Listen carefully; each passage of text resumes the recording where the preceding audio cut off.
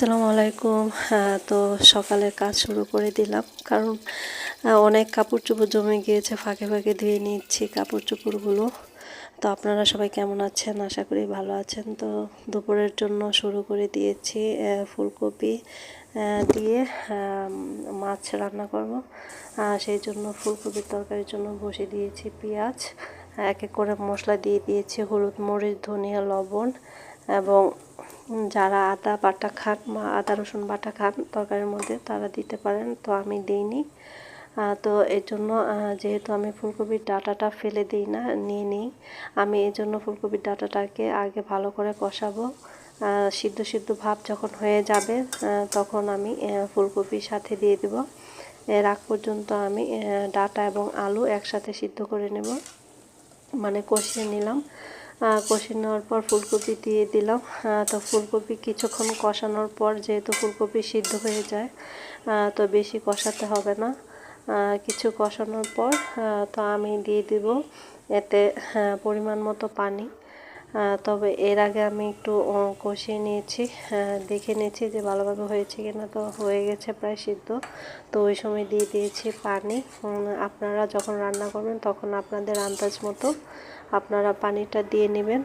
তো আমি আমার আন্দাজ মতোই পানি দিয়েছি, যেহেতু সবজি একটু বেশি, সেই জন্য পানিটাও একটু বেশি দিয়েছিলাম। সাথে দিয়ে দিয়েছি মাছ। তো এভাবে হয়ে গিয়েছে আমার ফুলকপির তরকারিটা। তো শেষ সময় আমি দিয়ে দিয়েছি ধনেপাতা, আর ধনেপাতা দেওয়ার পর আমার রান্না কমপ্লিট হয়ে যায়। এটা আমি সবসময় বলি, আমার শেষ অপশন থাকে ধনেপাতা। তো দেখে বলবেন কেমন হয়েছে ফুলকপি মাছের ঝোল। তো দেখে আমাকে অবশ্যই কমেন্টস করবেন। আর যারা আমার চ্যানেলটাকে দেখছেন, যেহেতু আমি নতুন, তো গাছে পানি দিব। এই যে গাছগুলো আমাদের অপেক্ষায় বসে আছে, কখন পানি দিব। গাছও বুঝে যে গাছকে এখন পানি দিতে হবে।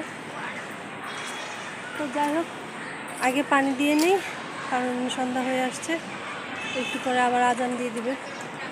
তো আমি তাড়াতাড়ি করে পানি দিয়ে নিই।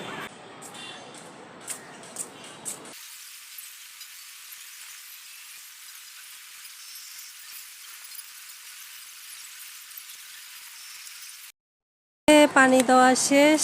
এই যে দেখেন আমার বেলি ফুলের গাছটা কেমন পাতা ছড়িয়েছে। আপনাদের বলেছিলাম যে বেশি দিন সময় লাগে না এটাতে পাতা গজাতে। এই যে দেখেন মাশাআল্লাহ কতটুকু ছড়িয়ে পাতা গজিয়েছে। আর এটা হচ্ছে আমার সেই লেবু গাছ, যেখানে দেখেছিলেন দুইটা বড়, এই যে পাশটাতে ছিল দুইটা বড় লেবু।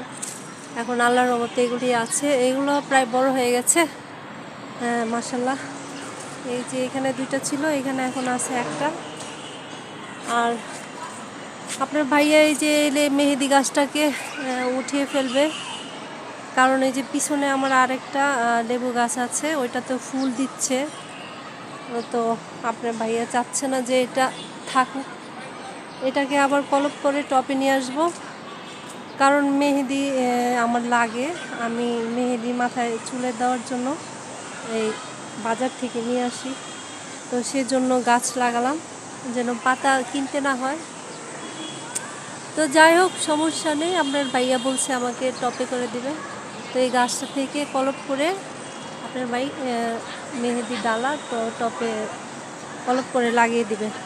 আর এই যে এটা গন্ধরাজ, আল্লাহর রহমতে কয়দিন পরে আপনাদেরকে দেখাতে পারবো। এটাতে ফুল হচ্ছে, মানে ফুলের কলি হচ্ছে, এই যে ছোট ছোট ফুলের কলি, এগুলাতে প্রত্যেকটাতে ছোট ছোট ফুলের কলি আছে। আপনাদেরকে 2-1 দিনের মধ্যে হয়তো দেখাতে পারবো। তো ইনশাল্লাহ এই হচ্ছে আমাদের বাগান, আমাদের ছোটোখাটো গাছ, ফুলের গাছ। আর এখানে আছে ছোট ছোট কপুটি। এটা হচ্ছে সবগুলি হচ্ছে বেলি ফুলের গাছ। তো এই আমাদের ছোট বাগান। এই হচ্ছে আমাদের বাড়ির পূর্ব দিকের ভিউ। খুব সুন্দর লাগে, এইখানটা দেখতে খুবই ভালো লাগে। আর ওই যে দেখতে পাচ্ছেন আমাদের নারকেল গাছ, এটা হচ্ছে আমাদের নারকেল গাছ, মানে আমাদের বাড়ির নারকেল গাছ। আর এখানে প্রচুর কলা গাছও আছে। সামনে যে বড় বড় বিল্ডিং, ইন্টারমেন্টের সিএমএস হসপিটাল, অনেকে চিনে। গাছে পানি দেওয়া শেষ, এখন আমি চলে যাব বিল্ডিংয়ের পশ্চিম সাইড। আর আমার পিছনে যে গাছগুলো দেখছেন এটা হচ্ছে বিল্ডিংয়ের পূর্ব সাইড, মানে এটা পূর্ব সাইড থেকে দেখা যাচ্ছে। আজকে ফল ছাড়তে ছাড়তে ছাদেই পানি পড়ে গেল। তো সাবধানে হাঁটছিলাম, দেখি পানি আবার পায়ে লাগছে কিনা। তো গাইস, যদি ভালো লেগে থাকে আমার ভিডিও, আপনারা লাইক করবেন,